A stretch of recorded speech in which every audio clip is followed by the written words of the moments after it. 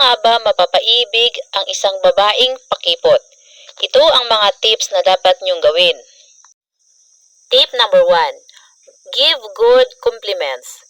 Ito ang pinakapopular na maipapayo upang mapaibig ang isang babae. Kapag pinupuri mo sila, mas lalo silang mahuhulog sa iyo. Nagpapakita ito ng pagiging interesado mo sa kanila. Ang simpleng pagsabi ng, "Uy, ang ganda mo. Ang cute mo talaga. Ang talino mo naman." Malaki ang epekto nito sa mga kababaihan. Napapangiti sila kapag naririnig nila ito. Tandaan mo, mapapaibig mo ang isang babae kung bibigyan mo sila ng compliment. Sa simpleng pagpupuri sa kanila, naghahatid ito ng positive feelings at positive vibes. Tip number 1. Give good compliments. Tip number 2. Pagkailangan ng tulong, tulungan mo. Isa sa mga paraan para mahulog ang loob sa iyo ng isang babae ay ang pagiging matulungin mo. Kapag nagkukusak ka o nag-o-offer ka ng tulong sa kanila, kung minsan ang mga babae tumatanggi sila.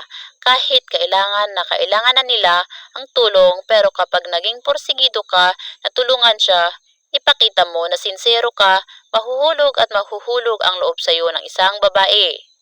Ang konsepto ng pagiging gentleman ay isa sa mga nakakapagpakilig sa mga babae. Madalas, ang kaugaliang ito ng mga kalalakihan ang nakakapagbihag sa puso ng kababaihan. Yung paraan ng pag-alok mo na tulungan sila, yung sincero at bukal sa kalooban mo ang pagtulong. Karaniwang halimbawa nito sa mga kabataan kapag ang babae ay may takdang aralin at hindi niya alam kung paano sagutan ito, maaari mo siyang tulungan.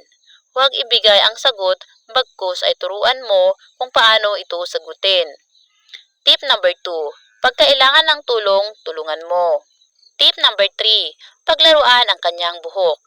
Hindi maitatanggi na karamihan sa mga babae ay kinikilig sa ganitong gesture. Parang hinahawakan mo ang kanilang buhok at paglalaro ay nagpapakita ito ng pagiging interesado mo sa kanila. Senyales na gusto mo sila. Ayon pa sa isang kakilala, mapapansin mo rin ang ilang mga kababaihan kapag katabi nila ang crush o girlfriend nila ay pinaglalaruan nila ang buhok nito. Walang espesipikong eksplanasyon kung bakit iba ang epekto nito sa kababaihan, pero sadyang nakakatuwa ito para sa mga babae. Tip number 3. Paglaruan ang kanilang buhok. Tip number 4. Mag-joke ka. Malaki ang epekto, sense of humor sa mga kababaihan, yung kahit corny ang joke ay maipagpapatuloy mo pa rin, mapangiti mo lang ang isang babaeng gusto mo. Ang joke ay isa sa mga nakakapagbigay kasiyahan sa tao, mapalalaki man yan o babae. Kapag malungkot ang isang tao, magbigay ka lamang ng joke ay mapapangiti mo pa rin kahit ito pa ay ubod ng corny.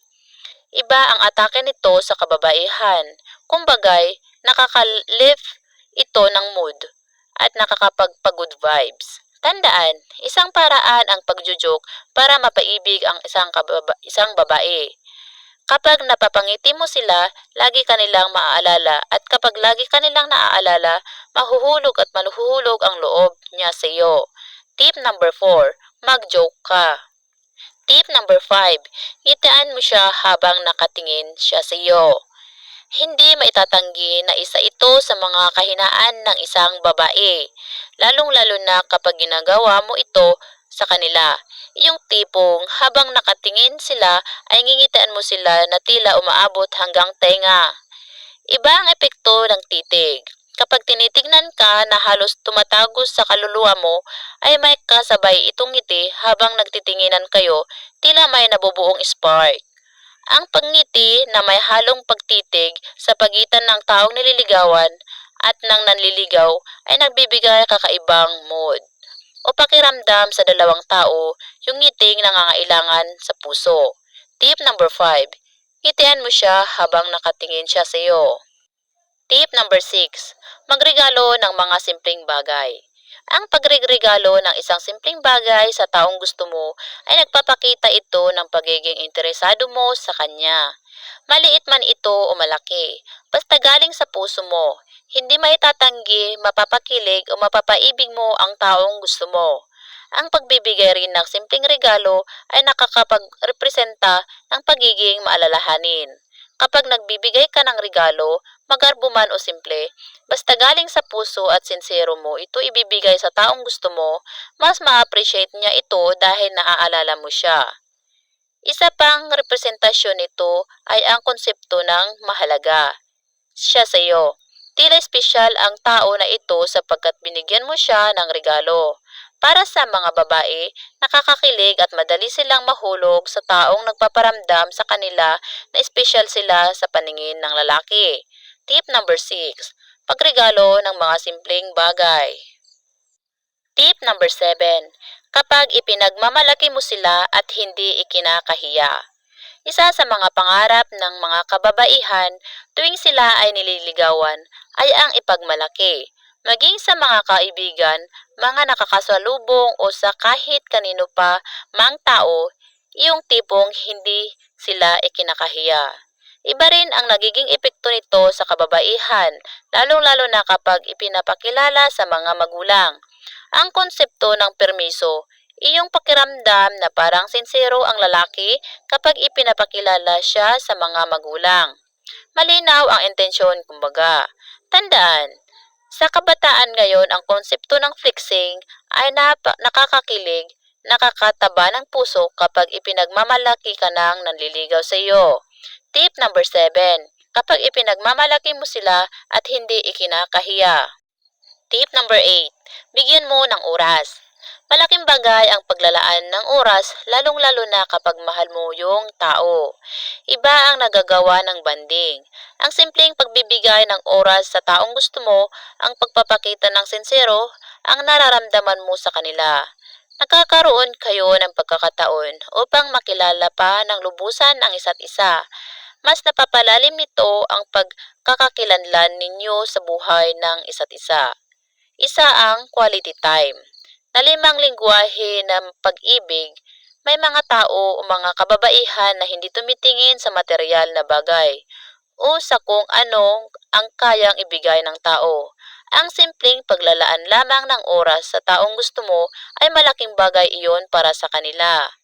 Ang pagbibigay ng oras makasama lang ang taong gusto mo ay sobrang laking epekto nito para sa kanya. Kahit na hindi kayo magsalita, basta magkasama mo, nararamdaman mo ang mga presensya niya ay ayos na sa iyo. Mapapaibig mo siya ng lubusan. Tip number 8. Bigyan mo ng oras.